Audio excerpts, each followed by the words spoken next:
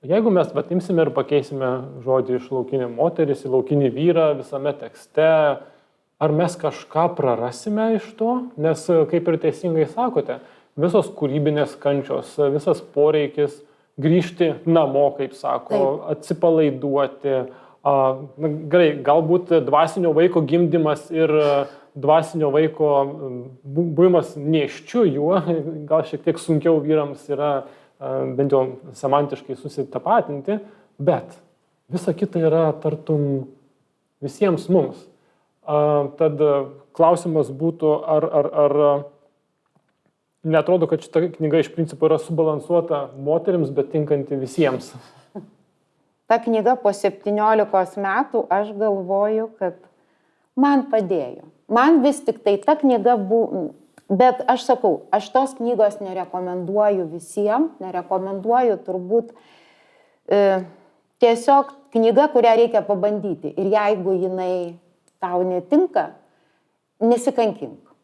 Kaip ten, toj dainoj, dėl medalio. Ta prasme, kad ją perskaičiau ir būsiu tokia. Bet taip, tai, kad aš daug ką išdrįsau netgi per šitą savaitę po perskaitytos knygos padaryti. Vien, kad aš atėjau į šitą laidą, tai jau yra daug, nes tai yra tiesiog tai, ko aš norėjau visą gyvenimą ir visą gyvenimą bijojau. Tai susipažinkit. Šiek tiek laukinės moters. Na, vadinasi, veikia. Taip. Įkvepia. Taip. Aš irgi vienas iš tų, kur versdavo skaityti interpretacijas tekstų, kur, na, tiesiog, na, ten jau ir tarsi nemoka tavęs interpretuoti. Ir man, kas gal šiek tiek šitoje knygoje suskaudo man, nes aš su dalimi tų knygų užaugau ir labai, nu, man tai buvo vaikystė labai svarbus dalykas.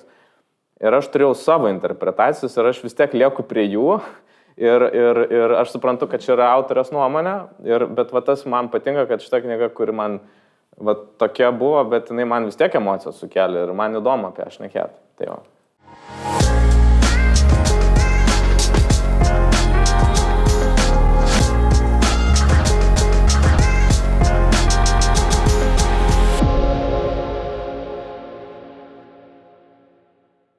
Sveiki, malonu, kad klausotės šitos ir žiūrite šitos tinklalaidės bibliotekos viešosios planas B.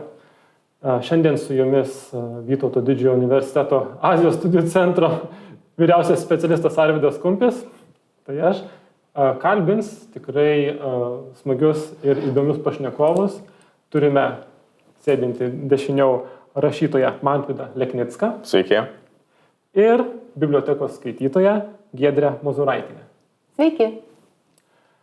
Šiandieną mes čia esame susirinkę pakalbėti, padiskutuoti, reflektuoti apie išties labai įdomią knygą Bėgančius su vilkais. Autorė Clarissa Pinkola Estes, mokslų daktarė, kaip ir prisistato viršelyje. Ir tiesiog prieš mums pradedant kalbėti, norėčiau tokią trumpą įvadą apie pačią knygą, bazinės detalės pateikti. Kad tai iš tikrųjų yra 1971 metais pradėta, 1992 metais užbaigta knyga, į lietuvių kalbą išversta pirmą kartą 2005 metais, keletas leidimų jau yra pasirodę. Ir Alma Literos leidyklos, aš pats skaičiau versiją 2021 metų.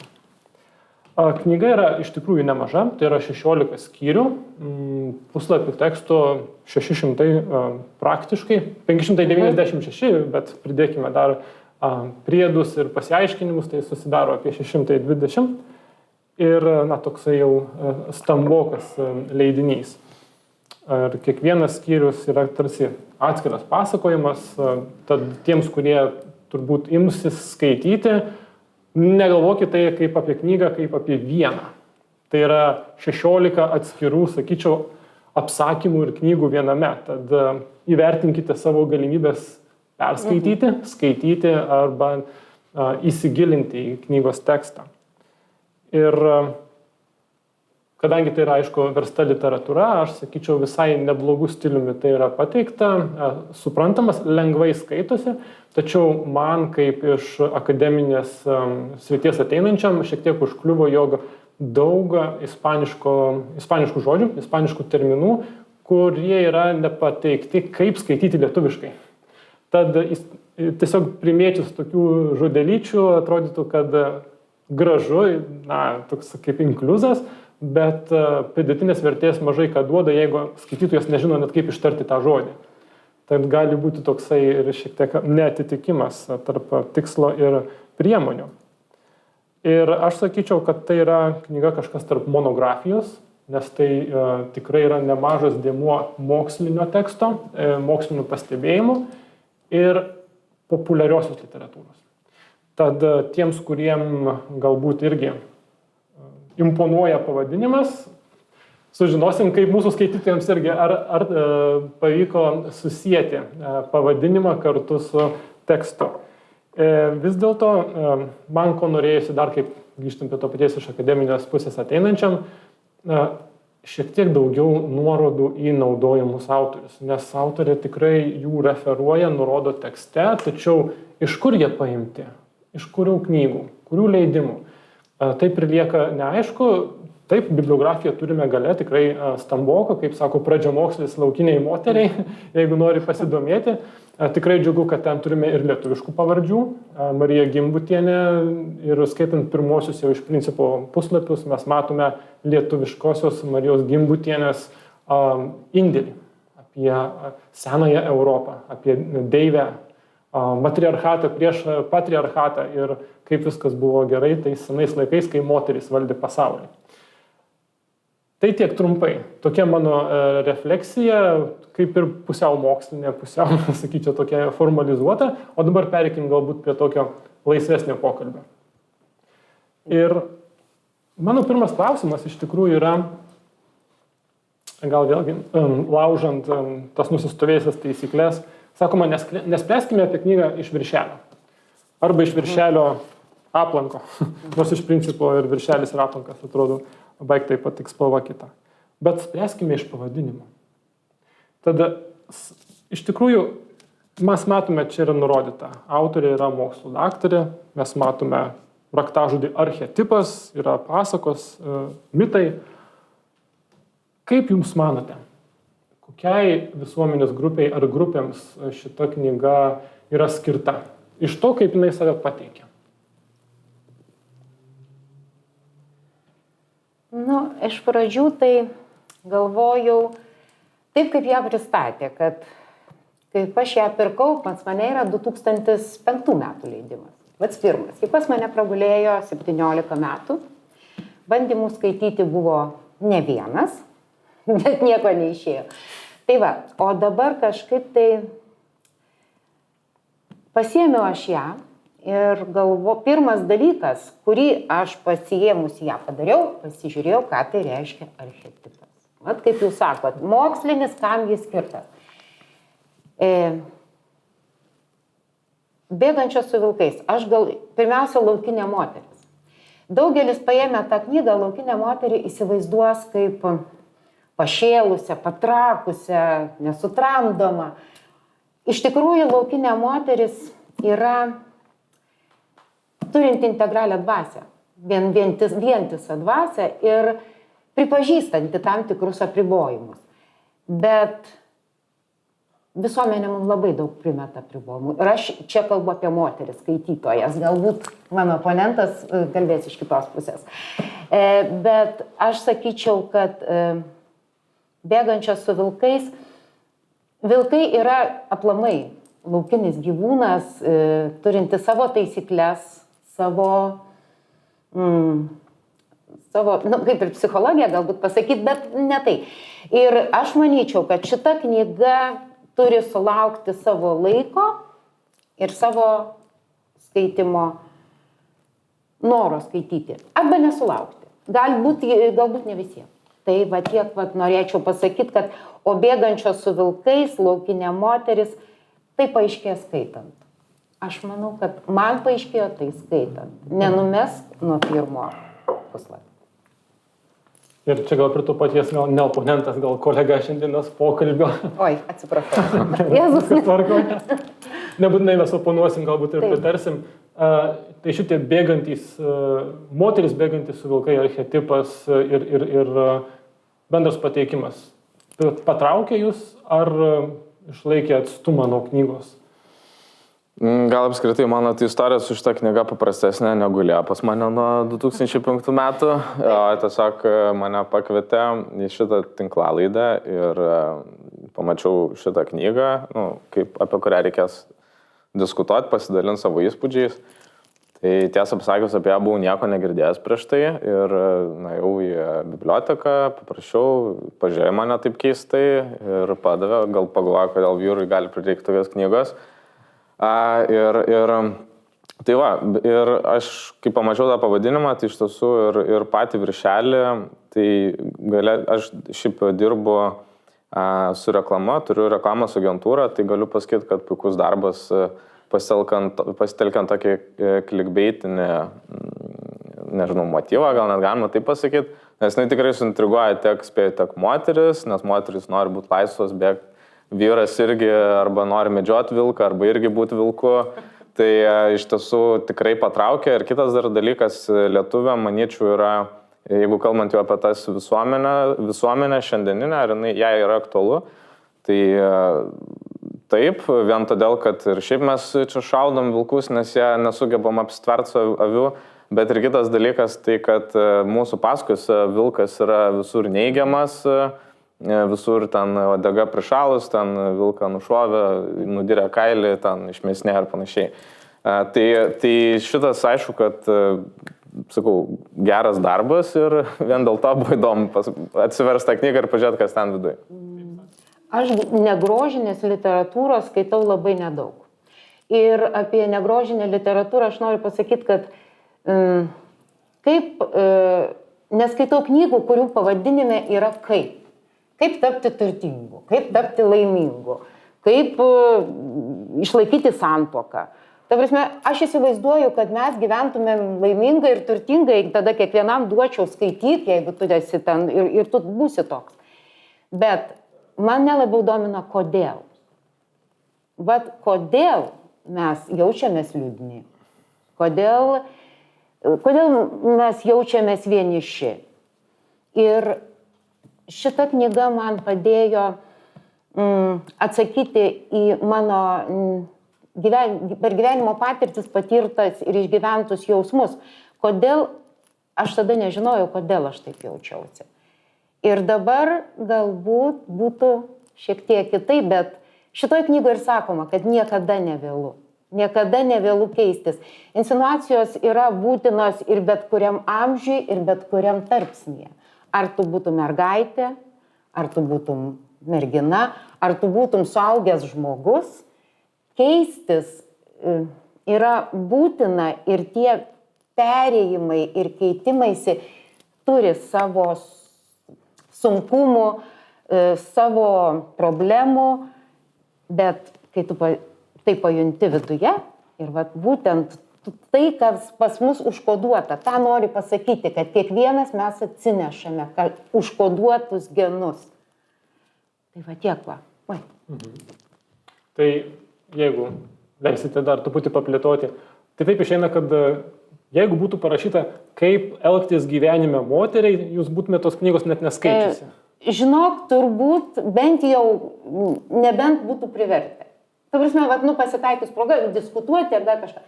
Aš taip kitko ją ir nusipirkau, nes ji buvo populiari 5 metais. Vat kaip kolegas sako, reklama buvo labai gera reklama. Tai tada buvo, kiekviena moteris turi skaityti šitą knygą. Negalėjau nenusipirkti. Reklamos auka. Taip, tuo metu buvau reklamos auka. Kaip jums, Mantvidai, pats literatūros žanras, tokia savipagalbos psichologinė literatūra. Ja, tai aš šitą vietą šiek tiek esu draskomas iš kelių pusių. Tai turbūt pirmas dalykas, tai kas mane šiek tiek ir sutino šitoj knygoje, panaudosiu tokį žodį, Tai tas, kad aš ir tada ir supratau, kad čia ir yra tokia knyga, apie ką vat, jūs ir kalbat, kad tokia savipagalbos, tu viską gali, eik ir daryk ir taip toliau. Ir aš to galvoju, bet juk dabar tai vat, labai daug yra tos populiariosios psichologijos knygų ir mes, visuomeniai tarsi net juokiamės iš tokių knygų ir kažkaip man visą laiką patinka stoti tą pusę, kuri vis tiek nori rasti kažką gero ten, kur galbūt ir daugelis sako, kad čia yra blogai. Ir aš, pavyzdžiui, manau, kad ta populiarioji psichologija nėra blogas dalykas, nes kitiems žmonėms galbūt užtenka, sakykime, labai jau paprastų dalykų, nes gal jam niekas nepasakė, nei tėvai, nei seneliai, nei draugai, visi grūdo stūmė. Ir jeigu žmonės perka tokias knygas, jeigu jam nors šiek tiek ta diena pasidaro geresnė, aš nematau nieko blogo tame. Bet kas mane supykdė šitoje knygoje, kad visa tai ir yra tai, ką tu vat ir girdi tose knygose, bet tiesiog apvilktas sudėtingais žodžiais ir tada tau tarsi parduoda kaip mokslų pagrįsta tarsi kažkokią, nežinau, įtikinėjimą, kažkokį, savytaigą, kad tu gali ir taip toliau. Tai viskas yra tvarkoj su to, bet šiek tiek grįžau, kaip va jūs sakot, 2005 metais buvo reklama, aš tuo metu dar mokiausi mokyklai, tai mane sugrąžino šitą knygą į mokyklą, kai ir čia gal irgi yra ta ar švietimo kažkokia trauma padaryta, visi mes esame traumuoti žmonės. Tai aš irgi vienas iš tų, kur versdavo skaityti interpretacijas tekstų, kur, tiesiog, ten jau ir tarsi nemoka tavęs interpretuoti. Ir man, kas gal šiek tiek šitoje knygoje suskaudo man, nes aš su dalimi tų knygų užaugau ir labai, man tai buvo vaikystė labai svarbus dalykas. Ir aš turėjau savo interpretacijas ir aš vis tiek lieku prie jų. Ir aš suprantu, kad čia yra autorės nuomonė, bet va, tas man patinka, kad šita knyga, kuri man va, tokia buvo, bet jinai man vis tiek emocijas sukelia ir man įdomu apie ją šnekėti. Tai jau. Ir čia labai gerai, kad užsiminėt tą interpretacinės mokyklos interpretacijos, sakyčiau taip, žanrą, stilių rašymo, nes man irgi kilo tokia pat nuomonė, kad skaitai ir matai save iš principo mokyklos suolę. Taip. Ir bandai parašyti. Ir autorė tartum tą daro. Jinai daro labai įtikinančiai, jinai daro savo stiliuje, labai yra aiškiai feministinė perspektyva. Aš turbūt kitaip tai prašyčiau, bet gerbdamas autorės, sakyčiau, poziciją, vėlgi sunku kažkaip prieštarauti. Tai tenka iš principo sutikti, žinant, kad yra ir alternatyvių tiesų, kur vienoje, sakykime, Ramantudo, kitoje mano, ir čia dar turime ir Giedrės poziciją. Ir gerai, dabar iš tikrųjų, kalbant apie patį, sakyčiau taip, struktūrinį knygos sudėstymą, kiekvienas skyrius turi tartum tokias 3 stambes dalis. Yra problemos įvadas, lapo pusantro, tada trumpa ar kiek ilgėlesnė pasaka, ar tai mitas, skirtas tai problemai, sakytume taip, spręsti, ir po to stambi didelė dalis interpretacijos. Ir aš specialiai naudoju terminą interpretacijos, o ne analizės, nes ta pati problema kyla. Kiek yra skirtingų būdų tą patį suprasti. Tai nėra vienintelė tikra analizė, tai yra interpretuojama. Ir aš dabar norėčiau kaip tik pereiti prie tos antrosios dalies, tai yra pasakų ir mitų.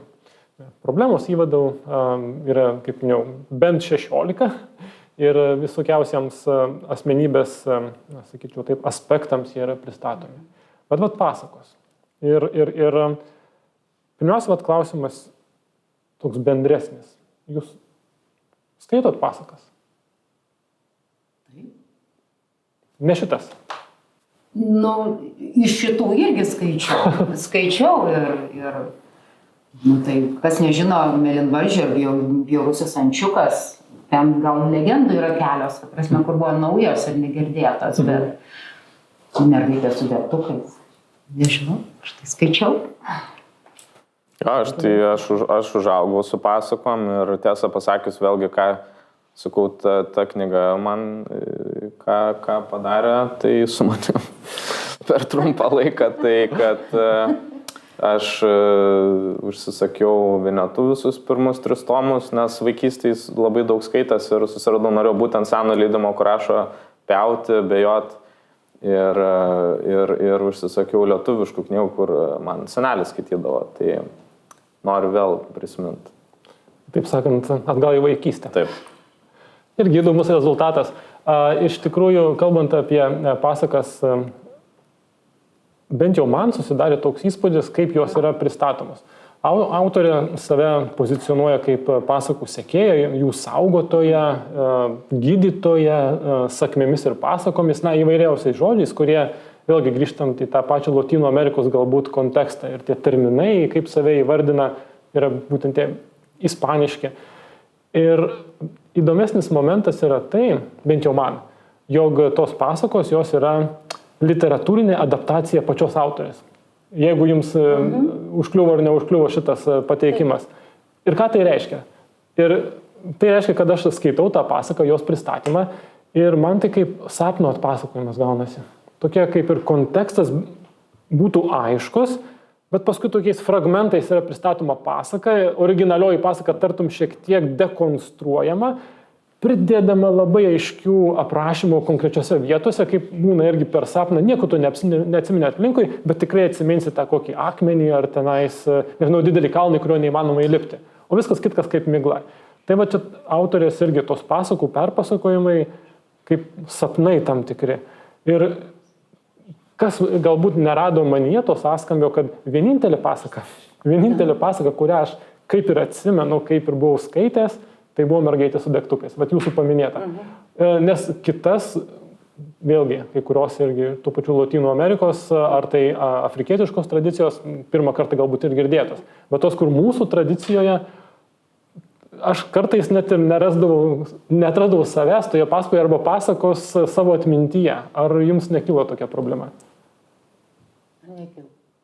Man tai nekilo. Ta prasme, aš va tik tiek, kad taip.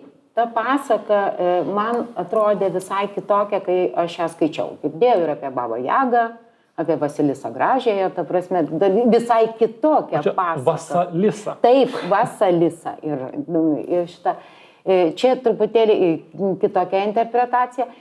Ir mane truputėlį šitas erzino. Nes aš pamesdavau, aš nebesuprasdavau, ar aš vaikystėje, aš pradėjau galvoti, kad aš nieko nesuprasdavau vaikystėje. Ir to, ką jis čia pabrėžia, kad mes prarandam savo aš, ta prasme, tą prigimtinius dalykus mes prarandam dėl ko? Dėl to, kad mus spaudžia visuomenė ar dar kažkas tai. Bet dabar lygiai tokį pat spaudimą aš pajutau iš autorės, kad ji nori primesti savo nuomonę ir nepalieka vietos man, kaip skaitytojai, kaip elementariai pasakos skaitytojai. Tai tas gydymas pasakomis man atrodo kaip pasaka. Nežinau. Neįtikino. Neįtikino. Ne, šitas manęs neįtikino. Mantvidai, kaip jums? Man tai pasakos, aš gal tik tais, aš dabar net negalėčiau visų išvardyti, bet jo, gal tik tais viena, kokia man pasirodė motyvai negirdėti, nes visos kitos tai man buvo, nes aš turbūt, sakau, visas įmanomas lietuvių kalba pasakas teko ne savo balsų perskaityti, bet išgirsti iš senelių, tai manęs tas kažkaip nenustebino,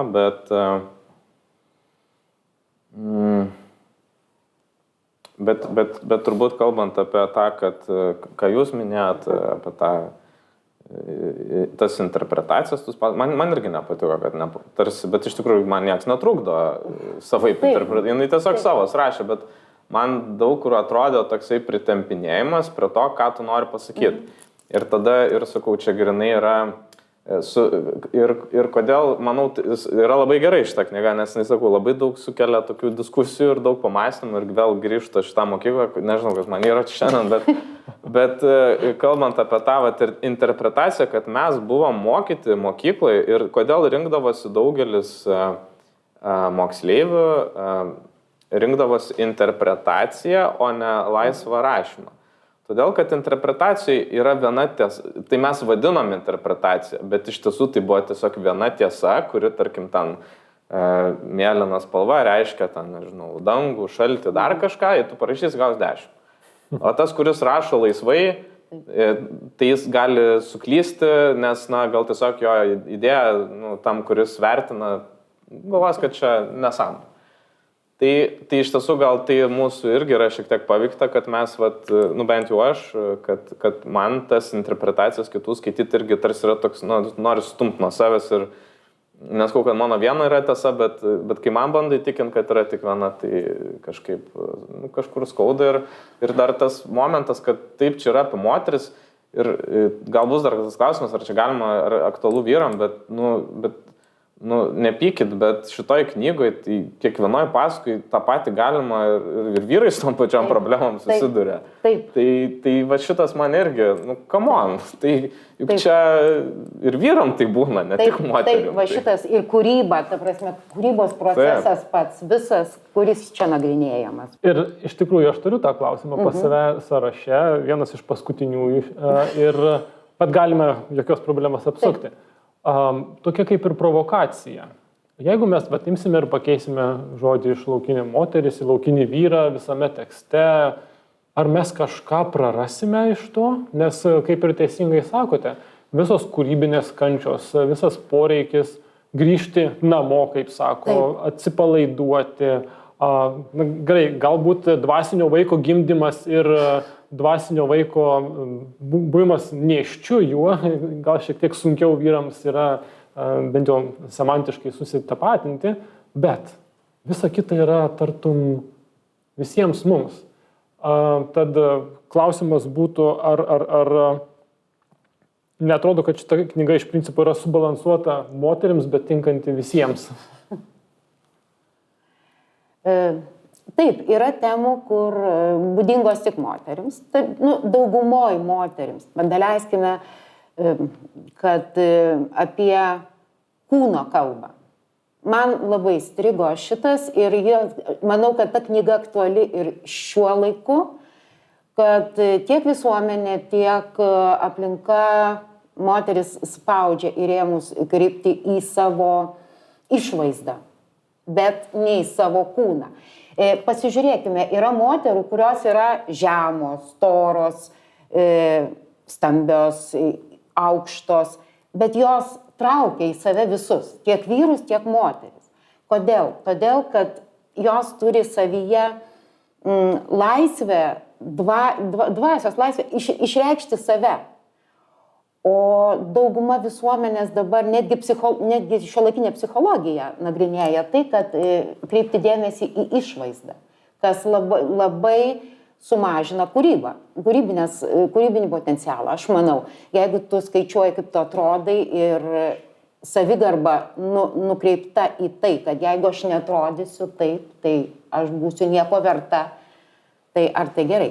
Bet visa kita, aš labai daug, tai praktiškai turbūt viena vienintelė, kuri man įstrigo vieta tik moterims. Visa kita, žinodama, kad turėsiu pokalbyje kolegą vyrą, tai galvojau, kad labai smagiai padiskutuosim apie patį kūrybos procesą, kad kaip idėją reikia išgryninti, kaip ją reikia išlaikyti.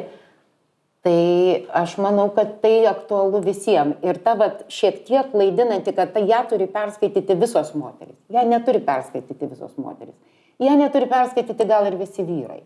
Bet čia buvo reklamos klaida. Aš manau. Tai va. Vienas iš bruožų, taip. Ja, dabar galvoju, kokia čia mintis man pabėjo. Jeigu, gal gali dar trumpai klausimą? Kiek šita knyga yra iš tikrųjų moterims? Ir jeigu mes pakeisime, jog tai yra laukinis vyras, pavyzdžiui, ką turime ir vieną iš tų mitų, ar mes kažką prarandame? Vėlgi, man atrodo, kad šiaip labai sunku kažkaip ištransliuoti, nes tiesiog labai daug yra iš kur galima, iš kurio kampo pažiūrėti. Pirmas dalykas. Šita knyga buvo rašyta 70 metais, kada iš tiesų moteris gyvena vis tiek didesniai priespaudoje negu yra dabar. Kita vertus, kai dabar skaitom 2023 metais, tarsi kai kur atrodo, kad tas polius verčiasi į kitą pusę ir yra atsiradę tokie dalykai kaip, kad tarsi vyro tas archetipas jis tampa jau kažkuria prasme blogas, tas maskulinizmas, kad tarsi tu jau kažkuriose vietose gal net gali jaustis kaltas, kad tu esi vyras.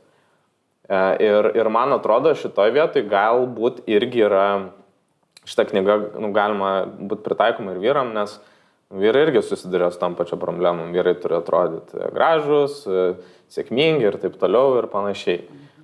Kitas momentas, nieko naujo šitoj knygoje irgi nėra, kalbant apie ten kūno tipus ir panašiai, nes šiandienį visuomenį visai nesvarbu, ar tu ten aukštas, ar tu žemas, nebent tu ten nori žaisti krepšinį profesionaliai. Bet iš esmės visi plaukai yra leidžiami, tu gali keistis vieną iš kiek ten 60 kelių lyčių ir tiesiog tos transformacijos yra tokios, man atrodo, dabar rašytoja, kai pradėjo rašyti tą knygą, negalėjo numatyti šitų dalykų. Ir pavyzdžiui, kažką logiška, kad kiekvienoje knygoje galima rasti, kas bus pritaikoma šiai dienai, bet ir Biblijoje, kai kur yra prašyta, užmėtykit akmenim. Žinom, yra šalių, kur ten vis dar mėto, dėl to, kad pavogė ten duonos kepalą. Bet tai nereiškia, kad, kaip sakyt, nėra ten kažkokios teisybės. Tai čia irgi man atrodo, kad mokančiam interpretuoti, nes čia vis tiek pagrindas, mano galva, yra pasakos. Ta prasme, kad jos nesikeičia. Ir galbūt irgi reiktų nepamiršti, ką autorė minėjo, kad pasakos per laiką irgi keitėsi. Taip. Ir dėl to, kad visuomenė vis pritaikė. Ir dėl to aš nenoriu čia ironizuoti, nes čia tikrai juokinga skaityti, kai ten koks gražulis rėkia, kad oi dabar parašė pasaką apie du princus. Ir koks skirtumas. Tai gerai, čia nauja pasaka, kol mes neverčiam Mėlynbaržio, Mėlynsbarzdę. Nes tiesiog čia galbūt irgi yra tas, išgirs pasaka tokia, kokia jinai buvo sukurta. Ir tą labai sunku, nes daug kas prisidėjo ir tą patį autorę irgi jas keitė. Bet kokiu atveju išgirsta, sakytume taip, klausytojas, pamato klausytojas, kokia yra tikimybė, kad jisai ir perskaitys, kokia jinai turėjo būti parašyta. Manau, čia yra labai didelis hermeneutinis ratas ir daug informacijos nukrinta, kur galiausiai mes esame tokioje situacijoje, kur autoriaus yra mirtis, kaip sakė. Dabar jau ir užkrito pavardė Bartas. Taip, garsusis poststruktūralistas, tai yra tiesiog autoriaus mirtis ir ką perskaitė skaitytojas, tai yra tekstas, o ne tas, kas buvo parašyta. Bet kitas dalykas yra, ko mes ieškome tose pasakose. Pavyzdžiui, aš, tarkim, žinau, kad pasakos jos pernelyg labai nesikeičia. Jos turi tą linijinį siužetą, blogietis pralaimės, gerietis laimės, ar tai mergelė bus išvaduota, ar trečias brolis galiausiai bus turtais apipiltas. Tai kaip ir tu pradedi skaityti ir plius minus žinai pabaigą. Ir tie archetipai aptinkami, jie nelabai keičiasi. Tai skaityti pasaką dėl siužeto yra kaip ir man asmeniškai truputį neprasminga, todėl aš labai mėgstu, tarkim, melų pasakas. Ir tenais yra humoro, keisto humoro, kuris gali būti pritaikomas šiai dienai. Tu ten atrandi, sakytume, to tautos charakterio. Vienoks humoras pas čekus, kitoks pas švedus ir dar trečioks pas anglus ypatingai. Tad, o ko jūs ieškote, tarkim, pasakose? Nesakite, skaitote. Kas jums tenais yra svarbu? Šiek tiek dabar nutolstant galbūt nuo pagrindinės minties, nes jau akivaizdu, kad čia autorė ieškojo ir mums bandė įteikti, kaip reikia atrasti tą savo vidinę jėgą ir vidinį balansą. O jūs asmeniškai? Aš gal ieškojau, vaikystėje irgi, mano tos pasakos buvo tokios labai, aš turėjau visą pasaulio pasakų leidimus lietuvių kalba. Tai buvo Kambodžos pasakos, tai buvo mongolų pasakos, tai buvo visokios pasakos. Ir aš visą laiką, labai man įstrigo, kad aš norėjau, kad nugalėtų nugalėtų. Atrodo ir, aišku, jūs ir pasakėt, visą laiką nugali gėris ir panašiai, bet kaip pasiekti tai, kaip tapti galbūt geresniu, kaip draugauti su kitais, kaip matyti kitą kitokį ir priimti jį kitokį. Nes, tai yra pakankamai sunku ir mano laikais, matai, taip jau. Ir tai paaiškinti, tai rasti buvo sunku, tai buvo tėvai, kurie galbūt irgi šiek tiek bijojo, šiek tiek saugojo, atseit. Bet pasakos padėdavo pamatyti, kad aš taip atsimenu, kad kitoks žmogus nėra būtinai blogas žmogus. Tai va šitas turbūt man. O dukrai skaičiau pasakas, labai mėgo Bisetą, labai mėgo Anderseną ir mėgo ir lietuvių pasakas, žinoma, bet ir visą laiką klausdavo, tai kodėl tą Elenytę visi skriaudžia? Ir žinai, aš neturėdavau kodėl sakyti. Kodėl? Todėl dabar aš jau gal galėčiau atsakyti, nes keičiasi visuomenė. Keičiasi požiūris, keičiasi, daug kas keičiasi. Ir man padėjo tai, kad aš augau vienu laiku ir buvo vieni požiūriai, o dabar yra kiti. Ir taip smagu matyti, tą pokytį, tuos jaunus žmonės, kitokius ir man labai smagu. Dėl to. Aš čia dar papildydamas galbūt klausimą Mantvydui. Pasakos, kaip sakot, jūsų kartoje, tai galbūt buvo vienokia funkcija, o iš istorinės pusės, kaip autoriai pati ir nurodo, tai buvo tasai įrankis nurodyti elgesio modelius, mokytis iš kitų klaidų, kurių tu nedarytum ir nebūtinai tu atrasi tą povandeninį sluoksnį, ne požeminį sluoksnį ir suprasi, kas tas archetipas vienoks ar kitoks, bet ne, tu žinosi, kad negalima ten eiti ir pasitikėti nepažįstamais ir su velniu riešutauti, pavyzdžiui. Bet mūsų laikais, aš neturiu dabar statistikos po ranka, bet vargu ar pasakas beskaitome tiek, kiek Giedrės laikais tai būdavo. Kaip manote, kas dabar atlieka tą funkciją? Elgesio modelių ir sakytume, klaidų ieškojimo ar jų nedarimo, tokį kaip įrankį?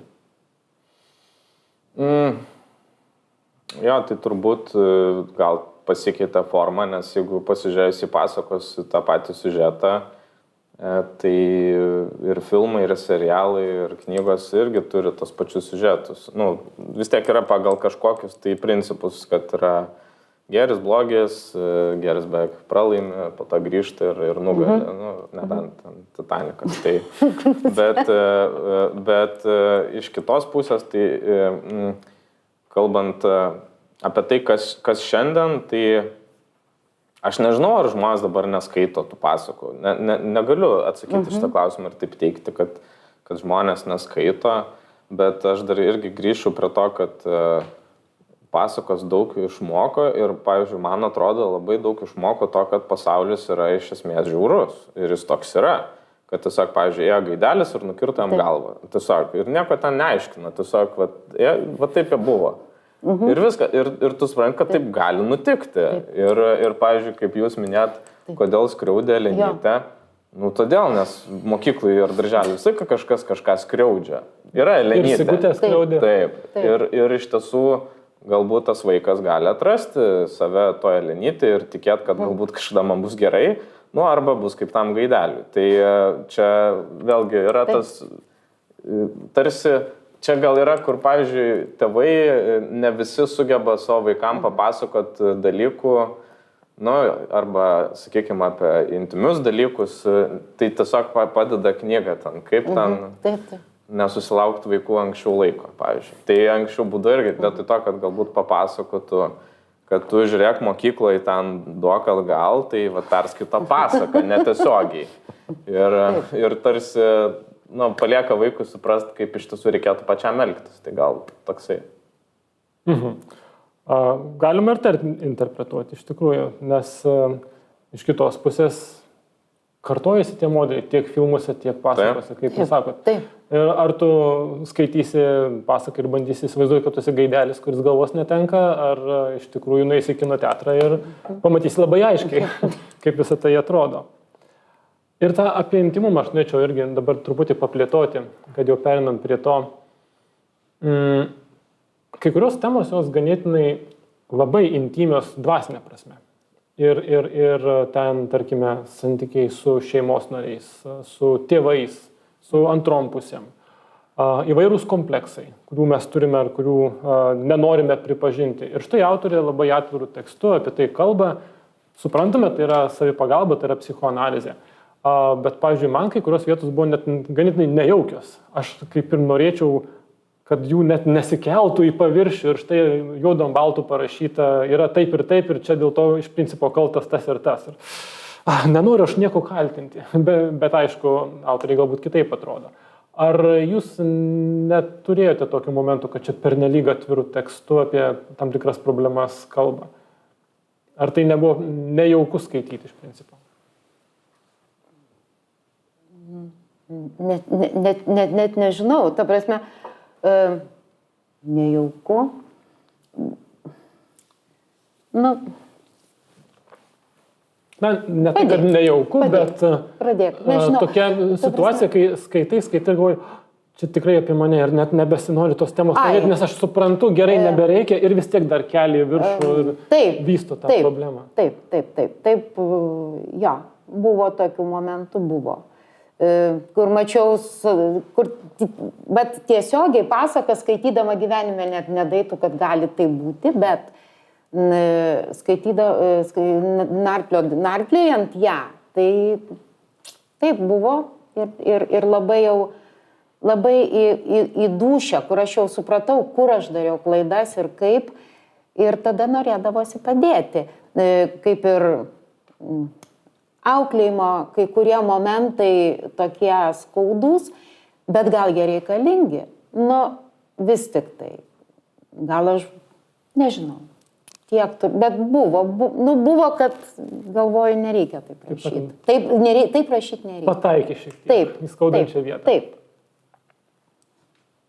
Man tai gal tiesiogiai nežinau, bet turbūt irgi dėl to, kad aš jau seniai supratau, kad reikia daug dirbti su savim, su savo kažkokiais vaikystės traumom, panašiais dalykais ir manau, tai nėra absoliučiai negėdingas dalykas ir su to, kuo anksčiau pradedi dėlioti, to galbūt, lengviau gyventi, bet ar buvo tokių, kur kažkaip apnuogintų labai, mane gal tiesiog sakau, taip kartais suerzindavo tiesiog.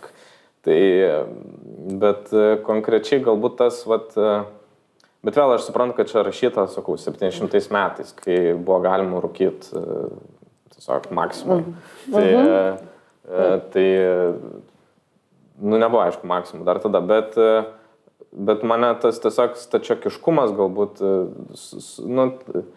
tiesiog pasakymas, kad čia yra balta ir čia yra balta ir tu nepamiršk, kad čia yra balta ir iš tiesų irgi tokio padariau atradimą, kad šitoj knygoj jeigu tu atversi praktiškai bet kurį puslapį ir ten nebus pasaka, tai vis tiek, kaip taro kortos bus, kad,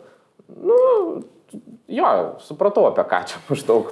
Tarsi kažkoks minčių, tas pats per tą patį, bet skirtingai žodžiais, gal taip pasakysiu. Tai man toks vaizdas. Turėčiau pritarti, nes kai kurios vietos tokios, reikėtų gal netgi pritaikyti lotynišką posakį repetitio est mater studiorum.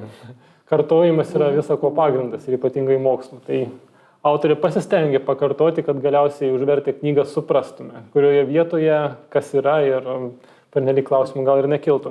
Nesinori nieko gadinti, kas skaitė, tas supranta, o jeigu nepaskaitykite, suprasit patys.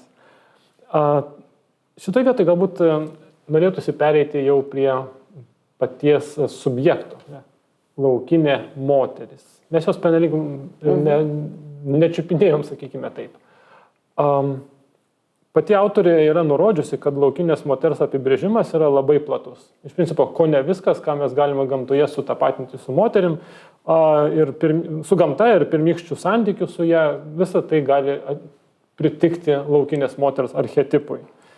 Ir kas veda link paties reiškinio neapčiuopiamumo, ir autorė pati nurodo puslapis 28, kad neapčiuopiama, neįmanoma užčiuopti jos. Ir galiausiai gaunasi taip, kad ieškoti laukinės moters egzistavimo, tai tas pats, kas ieškoti sielos. Supras, kad jinai yra, įrodymų kaip ir pernelyg nereikia, tai kam tada reikalinga knyga apie visą tai? Jeigu pati autorė pripažįsta dar pačioje pradžioje, kad, yra ta moteris. Ir kas iš to? Tai kas iš to? Ką jums davė suvokime apie laukinės moters egzistavimą? Aš galvoju, kad vis tik tai, kaip aš jau ir minėjau, laukinė moteris tai nėra ta, kur bėga laukais. Ta prasme. Aš įsivaizduoju, tą laukinę moterį, kurį pristato čia, tai yra kūrybinga, nepasiduodanti spaudimui iš išorės ir galinti, mokanti pasakyti, mokanti išreikšti save, neprisitaikyti. Tai aš galvoju, kad šita knyga tiks tam tikrais momentais, bet kaip jūs sakot, kiek skyrių 16 yra, jo? Tai aš manau, kad galima rasti tai, kas aktualu tau, paaiškinime, psichologiškai, gražiai. Kaip nebijoti kurti, nebijoti keistis, nebijoti bandyti. Man labai patiko iš šitos knygos, aš pasiėmiau, kad taip mes pavargstam bandyti. Pavyzdžiui, ne? Mums neišėjo vieną kartą, neišėjo kitą kartą. Ir aš manau, kad daugelis mano pažįstamų žmonių nuleido rankas ir tapo visai kitkuo, negu jie galėjo būti, nes tiesiog to momentu, pabandžiau 2-3 kartus, neišėjo ir, o pasirodo, gal reikėjo postumio, gal mes visi numojam ranką, tikrai tas. Tai va, iš tokių dalykų toj knygoje aš taip ir atradau, kad aš manau, kad postumiai kažkokie tai yra. Tai tiek. Pridedant prie to paties klausimo, ar teko sutikti laukinę moterį? Savyje. Aplinkui? Savyje irgi tinka? Teko. Ir čia turbūt, ką jūs minėjote apie tai, kad yra moteris, kurios, bet iš tiesų ir vyrai, tie, kurie turi kažkokią nepaaiškinamą energiją, kuri traukia, mes tai galim vadinti charizmą, galim vadinti kažkokiu tai, nežinau, stebuklingais pabarstukais kažkuo.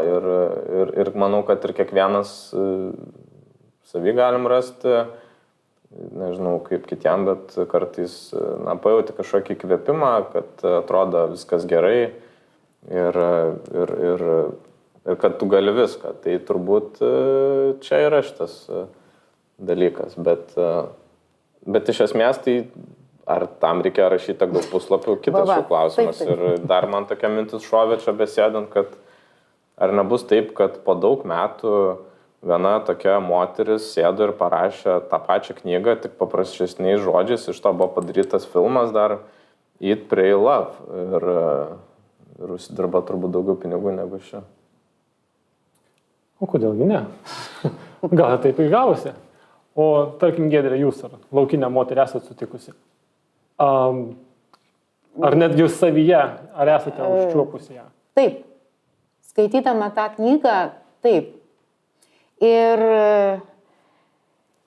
tik tiek, kad labai dažnai aš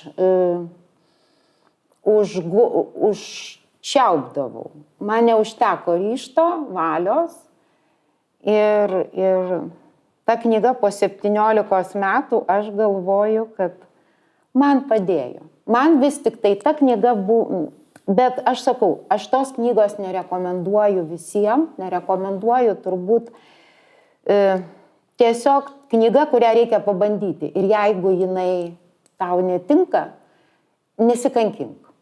Kaip ten, toj dainoj, dėl medalio. Ta prasme, kad ją perskaičiau ir būsiu tokia. Bet taip, tai, kad aš daug ką išdrįsau, netgi per šitą savaitę po perskaitytos knygos padaryti. Vien, kad aš atėjau į šitą laidą, tai jau yra daug, nes tai yra tiesiog tai, ko aš norėjau visą gyvenimą. Ir visą gyvenimą bijojau. Tai susipažinkim. Šiek tiek laukinės moters. Na, vadinasi, veikia. Taip. Įkvepia. Taip. Todėl aš noriu pasakyti, kad nėra taip, kad jau ta knyga jau... Man ji tiko dabar, bet ne prieš daug metų. Ne prieš 18 metų. Ne. Reikėjo, taip sakant, brandą pasiekti. Pilnametystę. Aš taip kitko ir matau, kad šita knyga galbūt, ir, bet kaip sako, kad dabar rašytų kitaip ir ją dabar skaitytų jaunos merginos kitaip, galbūt apie tuos pačius dalykus. Čia parašyta su labai sudėtingai, labai daug mokslinių terminų, daug vartai tą knygą, taip skaitai ir vėl išneštukas, ir vėl verti ten, ir vėl. Aš nemanau, kad šiandien tai labai įdomu, bet aš manau, kad knyga turi vertę, mano nuomonė. Na, jeigu po 18 metų nuo pirmojo vertimo į lietuvių kalbą mes vis dar ją skaitom, tai turbūt kažkokia vertė yra, tokia kaip modernioji klasika. Aš tiesa irgi esu prisižymėjęs, tik tais ženkliai mažiau. Taip, aš pasidariau konspektą. Tai čia su amžiumi. Žinok, matai, kaip ir atmintis ir viskas, bet kiekvienas, matai, kiek kuo daugiau pragyveni, tuo daugiau ir atrandi, ko nepadarėjai, ką galėjai padaryti kitaip, o gal kaip tik tai apie save pasakyti. Iš tikrųjų dabar jau vienas toks paskutinesniųjų klausimų iš mano pusės būtų. Klausiau, ar skaitote pasakas, bet dabar klausimas yra, ar sekate pasakas. Nes paskaičius mums šitą knygą tikrai tartum turime prieš akis paruoštukę. Kokią galima pasaką sekti? Yra archetipai, tas darys tą, tas darys aną, tas reiškia vieną, tas reiškia kitą, sulipinam karalių, burtininką, kokį nors mergelę, jie ėjo iki požemių pasaulio, mergelis valgė obuolį ir štai jinai sveika gyva. Aišku, labai supaprastintai. Ir kas mums dabar uždraus savo pasakas kurti? Tai ar jūs jaučiatės, tarkim, įgalinti tuos archetipus matydami prieš akis, kai jie jau yra atskleisti, sakykime taip, jums patiems tas pasakas sekti? Aš tai stengiuosi kiekvieną kartą kažką pasakodamas sekti pasaką kažkuria prasme turbūt, nes mums ir patinka pasakojimai, kurie intriguoja, nuo kažko prasideda, kažkas turi ir logiška, kad mes visi kažką paaštrinam, kažką prikuriam, padarom, nes jeigu pasakotume tiesiog, kad atsikėliau, nuvažiavau į darbą ir niekas ten nevyko, tai ir neįdomi pasaka. Tai man atrodo, čia vienas iš tų dalykų. Bet aš irgi pagalvoju apie tą labiau, gal ne apie tai, kad ar mes pasakojam, bet ar mes kuriam, rašom pasakas šiaip. Ir man atrodo, čia gera terpė visai yra. Trūkstama. Bet nenutolstant turbūt nuo tų archetipų sudėtų. Ar kuriant savo bandyti?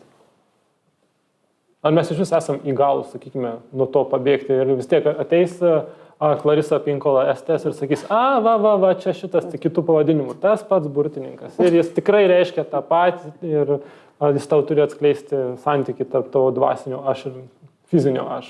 Nesvarbu, ar ten koks dainuojantis arklys, ar koks nors Merlinas, tas pats. Tai turbūt taip, viskas, vis dar pasaulyje egzistuoja karaliai, sakau, mes vis dar medžiojam vilkus, nes jie nieko blogo nepadarė, bet vis dar yra, jūs pažiūrėkit, užtenka atsidaryti Facebook'e, ten nufotkina koks nors gamtos fotografas vilką ir būtinai kokia moteris arba vyras, nebūkim seksistai, parašo, na jau bijočiau eiti į mišką. Come on, tai Wikipedijos neįmanoma atsidaryti, kad vilkai nepuola žmonių ir niekada nėra užpuolę, taip tiesiog vis dar, kaip yra gaju. Tai kodėl mes nekuriam naujų pasų, kurios gal tą vilką biškį... Geresnį. Ta prasme, arčiau jo tikrosios prigimties, ar ne? Dedemonizuotų. Taip, ir vis dar mes, ir ne tik pasakos, tai yra visi tie, kur visokie, čia turbūt žinai, nežinau, ar galima sakyti, viešumą tokius, kad ten vienos tautybės rasės lipa žmogus kopečiom, imkit ant pagalį ir taip toliau. Tai vis dar yra šiti dalykai, egzistuoja, ta prasme. Tai niekas nesikeičia iš esmės. Bet jo, aš irgi apie tą kaitą, kad, aš dabar dėl tų pasakų apie jį ir jį, ta prasme, ir visą kitą, pasaulis keičiasi. Ir aš norėjau pasakyti, kad tai ištransliuot noriu, mano laikais kairiarankiai būdavo blogi, velnio nešti, pamesti ir visa kita, ne? Dabar viskas aišku paaiškinta moksliškai, mes tuo tikime, kad netgi jie yra kur kas gabesni. Tai lygiai taip pat aš galvoju, kad norėčiau, kad tas archetipas ir ar rasiai, ar lyčiai, ar dar kažkam tai nebūtų toks. Aš taip norėčiau žiūrėti filmus ir nesakyti, kad man patiko, tas kitoks filmas. Aš tiesiog galėčiau išeiti ir pasakyti, man nepatiko šita meilės istorija. Oi, ne, ten per daug dramos. Arba dar kažkaip, supranti, bet ne tai, kad... Tai aš galvoju, kad tie, kas dabar kuria ir archetipai, jie išliks, aš manau, gydytoja, laukinė moteris, bet kokį jie gaus vaizdą, pavidalą, tai čia labai didelė terpė kūrėjams, mūsų, kad kaip pateikti visuomeniai ir kaip ją šviesti, tai pasakos, aš manau, kad viena iš tų priemonių iš mūsų kalbos. Jo, turbūt pagrindinis dalykas, kad personažai ar ten tie archetipai gali keistis, bet vertybės tai tos pačios išlieka. Apie jas yra pasakos labiau. Taip. Arba apie moters laukiniai prigimtį. Grįžtant prie temos. Taip. Na ir paskutinis pas mane klausimas yra užrašytas labai paprastas. Ir šiek tiek Giedrė jau čia bandė ją tą temą nagrinėti. Kam nerekomenduotumėt, jau supratom. Visiems nerekomenduotumėt, išskyrus kai kuriem. O kam būtent skirtumėt šitą knygą? Pasakytum, paskaityk ir bus geriau. Ar yra šeimos rate, asmenys konkretūs, aišku, nereikia įvardinti, bet ar rastumėte? Taip, aš manau, kad galbūt, kaip ir minėjai, kad ji rašyta 71 metais. Tai aš manau, kad žmonės mano amžiui, kur mes augom, brendom, šitas skaitimas ir visa kita būtų tiktų. Bet tai turi tikti pats parašymas, pats tikėjimas pasakomis, pats tikėjimas, pats ieškojimas, būdas. Gal jam labiau patiktų, kad jam tiesiog sudėliotų kaip viską ir pasakytų, kad reikia būti laisvai, reikia nevaržyti savęs, o ne taip kaip ančiukas laužė ledą. Ir tada ir tu nepasiduok, tu būk toks. Tai aš manau, kad ta knyga turi rasti savo skaitytoją ir, kaip aš sakiau, nesidėkim pliusiuko, kad ją būtinai reikia perskaityti. Ji arba tinka, arba netinka. Arba ateina laikas, arba netinka. Tai tiek. Kam tamstą rekomenduotumėte? Ar tiesiog paskaitėt, susinervinot dėl stumiamo naratyvo ir ne? Ne, bet čia gerai. Aš tai rekomenduočiau turbūt, kad ir visiems perskaityt. Kaip ir, nes tai tikrai, turiuomenį, tai nėra bloga knyga, tu gali su ją nesutikti ir čia nieko blogo. Ir man atrodo, tame ir yra grožis, kad mes vat ir galim šnekėti. Man, pavyzdžiui, pati knyga man nepatiko, bet tai, kad man kilo daug diskusijų, kad aš sakau, nusipirkau pasakų, senų knygų, reiškia, man padarė įtaką. Surezonavo. O čia nebūtinai tai turi būti, kad aš čia turiu atrasti laukinę moterį savyje ar ten kažką. Taip. Ir jo, perskaitęs Harry Potterį irgi, randą, norėjau gal pasidaryti, negaliu sakyti, bet tai va, tai tiesiog tikrai tai nėra knyga, kuri būna tokia, kur tu gali pasakyti, kad, čia tai yra ten, ar ten nesąmonė. Arba labai jau. Jo, o čia tai viskas, jinai yra sunki, skaityti yra, turbūt įsivaizduokit, kad į akis kišatės daug adatų ir ar ten valgot kokį nors, nežinau, nemėgstamą maistą visą dieną. Bet po to tu vis tiek supranti, kad kažkas gal, nežinau, neturi iš vis maisto ir tada supranti, kad vis tiek viskas gerai. Taip, naudos. Ir tu pasisotinai. Sunkiai knyga. Taip. Kaip cepelinų porcijas su spirgučiais. Taip. Ir čia visiškai užbaigimui vien dėl to, kad, aš žinau, mes kalbėjom prieš pradedant filmuoti ir šito klausimo pas mane nėra, atsiliepimai apie knygą. Aš palikau tą iš tikrųjų tokį kaip savo pačiam tam tikrą paslaptį, pažiūrėti, kaip kiti reagavo. Vienintelis dalykas, ką perskaičiau, tai kas buvo parašyta ant viršelio, liaupsės ir visa kita. Tačiau niekur nejau specialiai neieškojau populiariųjų, sakytume taip, paprastų žmonių nuomonių. Ar patiems teko ieškoti, rasti ir ar tai kažkaip rezonavo kartu su jūsų nuomonėmis? Aš labai trumpai, ne. Nors pirma mintis buvo paskaityti, ką galvoja kiti. Kai baigsiu tą knygą, tai paskaitysiu. Bet paskui net nuoširdžiai pamiršau.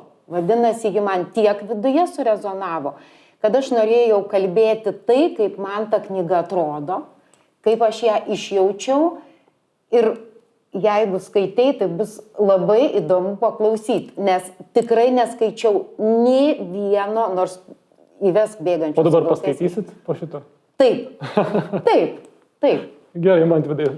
Aš tai vis tiek norėjau pasižiūrėti, ar aš čia vienas toksai, kur, kad gal man nelemta iš vis skaityti knygų. Tai paskaičiau, kad iš tiesų ir yra tas dvi stovyklos.